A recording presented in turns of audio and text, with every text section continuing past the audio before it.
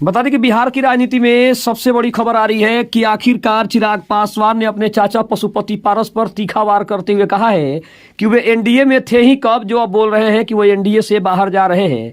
आखिर चाचा और भतीजे के बीच में एक अलग वार कैसे छिड़ गई। नमस्कार, आप देख रहे हैं आप तक न्यूज। आइए खबर को विस्तार से जानते हैं। उसके पहले चैनल पर नए हैं तो चैनल को सब्सक्राइब करना बिल्कुल ना भूलें। बता दें कि पटना में राष्ट्रीय लोक जनशक्ति पार्टी रामविलास के कार्यालय का खाली करा लिए जाने के बाद पार्टी के राष्ट्रीय अध्यक्ष और नरेंद्र मोदी सरकार के पूर्व मंत्री पशुपति कुमार पारस नाराज चल रहे हैं। एनडीए छोड़ देने के उनके ऐलान की अटकलें सियासी गलियारे में लगाई जा रही है। इसी बीच लोजपा रामविलास के राष्ट्रीय अध्यक्ष और केंद्रीय मंत्री चिराग पासवान का चाचा पशुपति पारस पर बड़ा हमला सामने आया है। उन्होंने कहा है कि वे एनडीए में हैं कहां जो छोड़ने की बात कर रहे हैं, आखिर वो एनडीए का हिस्सा थे ही कब। मीडिया का सवाल का जवाब देते हुए चिराग पासवान ने कहा कि अलग तो वो होता है जो साथ में हो, वो एनडीए में थे ही कब जो अलग हो रहे हैं।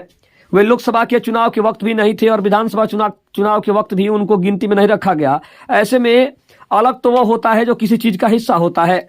वे एनडीए में थे कहां जो अलग होने की बात कर रहे हैं। लोजपा में टूट के बाद अपनी अपनी अलग पार्टी बनाने वाले पशुपति कुमार पारस और चिराग पासवान एक बराबर फिर से एक दूसरे के सामने खुलकर सामने आ रहे हैं। बिहार सरकार ने जो पटना स्थित परिसर पशुपति कुमार पारस की पार्टी से खाली करवाया है, उसे चिराग पासवान की लोजपा रामविलास को सौंप दिया गया है। उसके बाद पहली बार पशुपति पारस को लेकर चिराग पासवान की इतनी बड़ी बात सामने आई है और इतना कड़ा बयान भी सामने आ रहा है। चिराग पासवान ने मीडिया के सवाल पर यह भी कहा, दावा किया कि झारखंड और महाराष्ट्र में एनडीए की सरकार बन रही है, परिणाम आने दीजिए।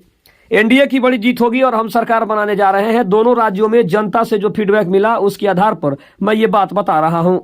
उन्होंने कहा कि दोनों राज्यों की जनता प्रधानमंत्री नरेंद्र मोदी के संदेश को आत्मसात कर चुकी है। उन्होंने ये भी कहा कि बिहार में जो भी नौकरियां दी जा रही है वे नीतीश कुमार की देन है।